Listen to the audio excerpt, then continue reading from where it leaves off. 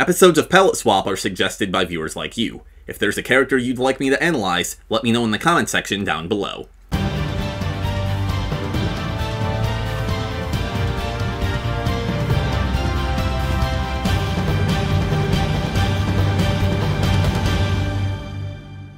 Good morrow everyone, Silvershire here, and welcome back to Palette Swap, where I rank the costumes and character designs of your favorite fighting games. And by your favorite fighting games, I mean my favorite fighting games, and by my favorite fighting games, I mean Soulcalibur. Today, we're looking at Hwang Sung-young, not to be confused with Hung Yun-sung, Sung Han-myung, or Kung Shu-chung. People say Elden Ring has too many similar names. But before we begin our analysis, here's a quick refresher course on who Hwang is and what we should be looking for in his character designs. Hwang was the star pupil of the Sungdojang School of Armed Martial Arts. When his homeland of Korea was threatened by Japanese invasion, he was sent to find the Sword of Salvation, which is a more flattering name for the cursed sword, Souledge. Unlike our old pal Siegfried, Hwang learned of the weapon's evil nature before it was too late, and returned home empty-handed. In the original timeline, his story sorta just fizzled out from there, but in the new timeline started by Soulcalibur VI, that was just the beginning. Back in Korea, he learned about the Society of Salvation, a cult that was gathering shards of Souledge and trying to plunge the country into civil war. A confrontation with their leader left Hwang badly injured, but he was rescued by a Taoist monk named Won-Su-hyun, who, as it turns out, is actually the Lady of the Lake from Arthurian legend. She taught Hwang how to use paper talismans to access powerful magic, and tasked him with a new mission, to destroy all the pieces of Souledge before they could fall into the wrong hands. Hwang's Souledge 1P is simple but effective. It's clearly based on traditional Korean attire, but his bare arms and spiky hair give him a modern, youthful flair. The latter also makes his otherwise basic silhouette a lot more distinct.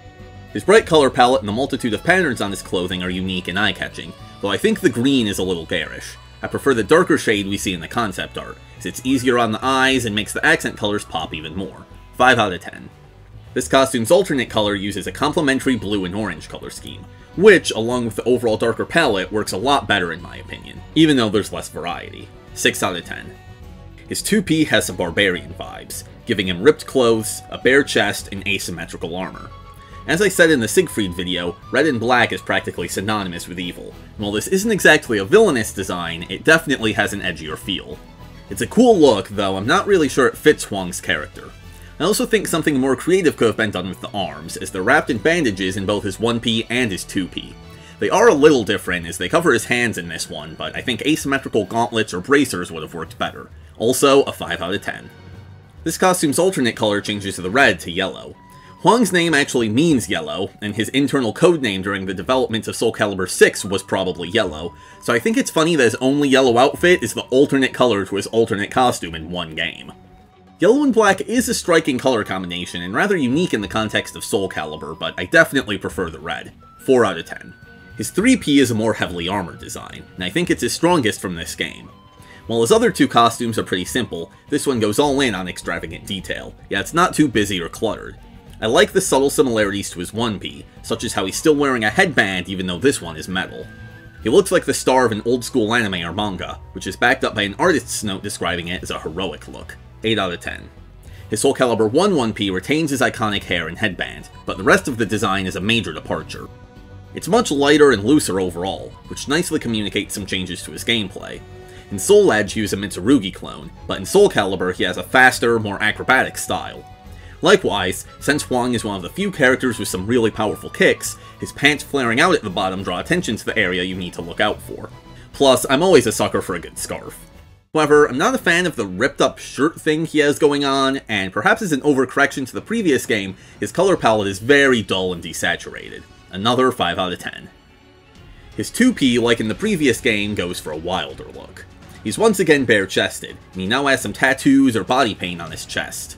This design is a lot more colorful, which I like, though it has basically the same palette as his 1P, so the two costumes don't feel super distinct. If you'll indulge my mediocre photoshopping, I think that this costume with the headband and scarf of his current 1P would have been an excellent 1P, and then he could have had something more akin to one of his Souledge designs for a 2P. Anyway, back to the costume, it's a 6 out of 10. His Soulcalibur III 1P is a blend of his previous 1Ps, mostly based on his Souledge design but with the color palette and scarf of his Soulcalibur 1 design. This is the only game to feature both Hwang and his student Yun-sung. and the artists did a great job of contrasting their designs.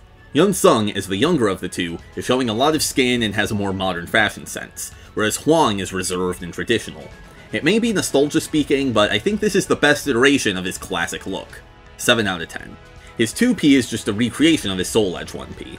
As I explained in the Kazuya episode, I try not to take graphical improvements into account when ranking these costumes, so the same score applies. 6 out of 10. After 14 real-world years of absence, Hwang makes his triumphant return in Soulcalibur VI. To say he got an overhaul would be putting it mildly. He's hardly even recognizable as Hwang, which is intentional.